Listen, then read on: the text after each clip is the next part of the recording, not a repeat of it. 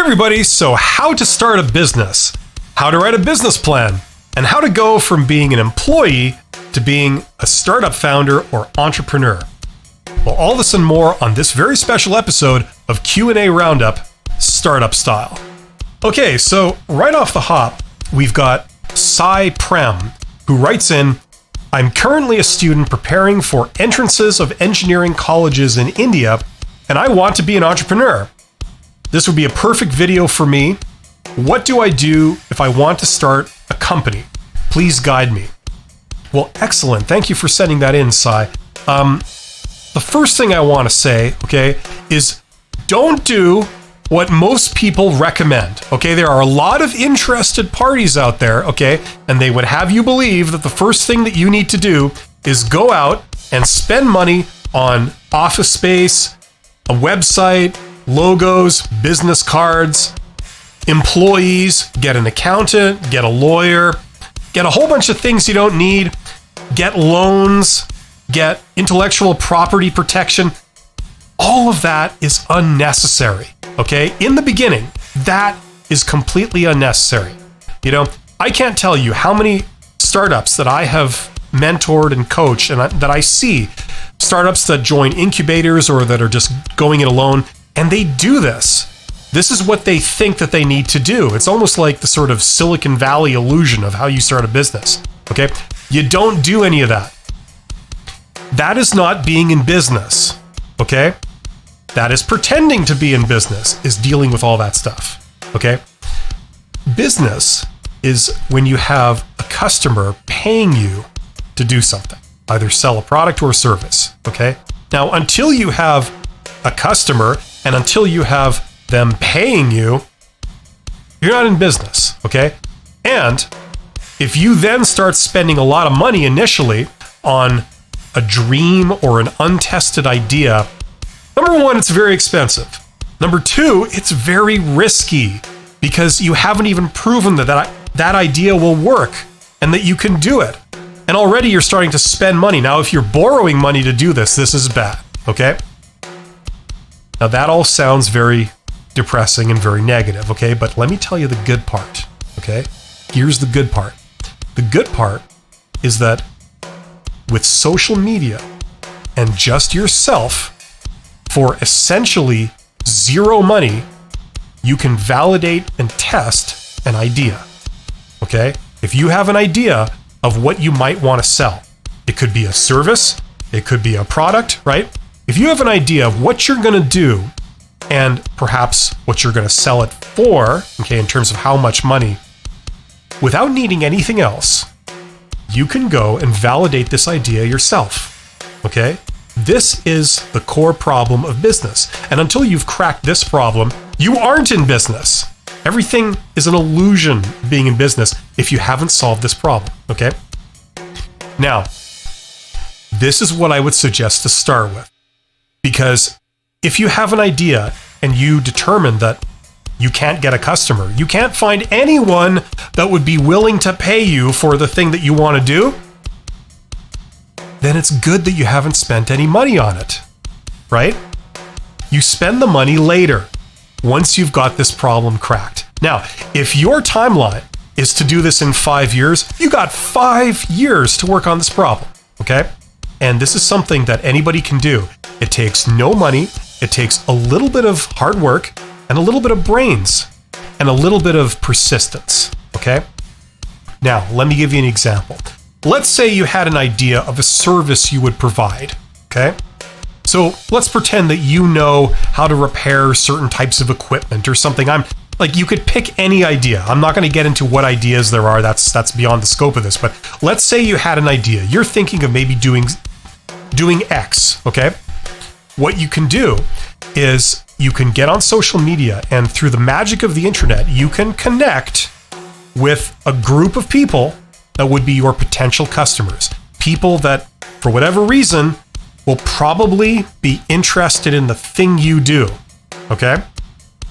These could be groups on Facebook, LinkedIn, all kinds of other platforms, okay? Little groups, we call those market segments, right?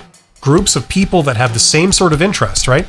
And if you know how to repair a certain type of equipment or something, and you're going to see if you can go into business doing it, right? All you have to do is put out to those people that you have this service, you charge this much, and is anyone interested? So all you've got to really come up with is a post. The post could involve a picture. It could involve text. It's probably going to involve a price, right? And you see if there's interest, okay? That's the problem you got to crack. Now, if you have an idea and you do a post and you put it out there, and this is something that you could do if people are interested. It's not just like a random thing you suggest. This is something that you could actually deliver on if there was interest in it, okay? And you put it out there and you get no response. That tells you something. But then you think up another idea and it's something that you could do. And you put that out there and all of a sudden you get a response and people are wanting to buy it, okay? That tells you you're onto something, okay? Now, the real proof is when they actually pay you, okay? Having promises of buying it is not the same thing as people buying it, okay? And what I would recommend is that, you actually get people to buy it, to pre-order it, okay? Now, if you get that, you have a problem because now you have to deliver. So if you've promised something that you can deliver on, great. That's what you should be doing. But this is a good problem to have. You have people that are paying you to do something that you can do. And that is the seed of being in business. Okay? Once you have that cracked, the rest is easy. Once you have money flowing through the door, money coming in, that's when you can worry about other things. You can worry about hiring people. You can worry about websites. You can worry about office space. You can worry about accountants and lawyers and how to incorporate and how to protect your intellectual property. Okay? That's kind of the order I would do this in. And this is based on over 10 years working with startups and 20 years plus of being in startups. Okay? This is kind of the formula. That's the order you do things in. Okay? And then once you have the money coming in, that's where you could consider taking loans and investment, but in all honesty, I would not, because here's the deal. Loans are expensive. They charge you interest, right? If you have to start your business where you take out all this money, okay, it is a good thing, okay? It is a good thing in some ways. And I have a master's degree in finance, so I know what I'm talking about here. But the problem is that if you do make money, a lot of your profit goes to servicing the loan, to paying the interest on your loans, okay? And that's where it fails. Because in a perfect world, you'd make $1 million or whatever currency and you'd be fine. But this is the thing. A lot of times it's tough. A lot of times it takes a while to get going and to ramp up and to find your thing. So it's the taking of loans that will kill your business. It also makes it really complicated. And if you're in school, it's going to be pretty hard to juggle all that stuff and school at the same time. So that's what I would suggest would be the approach you take. Now, in terms of writing a business plan, I honestly advocate for, unless there's some real concrete reason why you need a business plan, like you're trying to get funding or something like that, I wouldn't really worry too much about writing it down and learning about all the stuff in there. I would keep my business plan up here. Learn about marketing and learn about the business that you're wanting to go into. Besides that, that's all you need to get started and be on your way. And that's the toughest part of being in business, is that first step. Okay? So hopefully that helped. Sai, that was a great question. I'm really glad that you brought that up. Okay, now also we've got Steelmouth. Steelmouth writes, I've recently discovered you and have been watching all your job videos, but I think it's time to move into entrepreneurship, so I'm following these for now. Okay, great. Yes, my channel, I do how to get a job type videos, and I also do startup and general business videos. So yes, I offer both of those on my YouTube channel. So that's great that you're watching both of those. So thank you very much, Steelmouth. I appreciate it. Ryan Monroe says, thank goodness I dodged a bullet. Almost worked for one of these middleman companies. I was talking about middleman companies in another video. I wasn't sure exactly what the business was about until I was in the middle of the interview. The interviewer who owned the company kept badgering me about how competitive I was and stuff like that. Once I realized it was a scam, I wasn't and wasn't sustainable, I just started having fun at his expense. Left and never heard back from him again. Now the business is permanently closed. This guy, meaning me, knows what he's talking about. So thank you very much, Ryan. Yes, I did a video a while ago called Don't Be a Middleman, which is the startup model where you have a startup founder who pays somebody else to create a product or service and then pays somebody else to sell the product or service. And the startup founder, all they do is they just get financing and they coordinate those two people. That is not a good model. I have worked with about 10 startups that, you know, in across many industries that have tried to apply that model, and it doesn't work. I've never seen it work.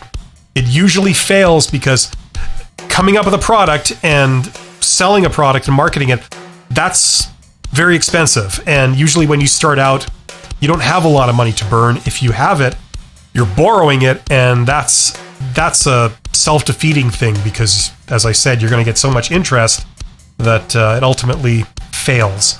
So yeah, I'm glad you found that out firsthand, Ryan. That's great. I appreciate when you guys tell me your stories and you kind of put it in the comments, and it kind of backs up the theme of my videos and stuff. So thank you very much. Kiranful, if I'm saying that right.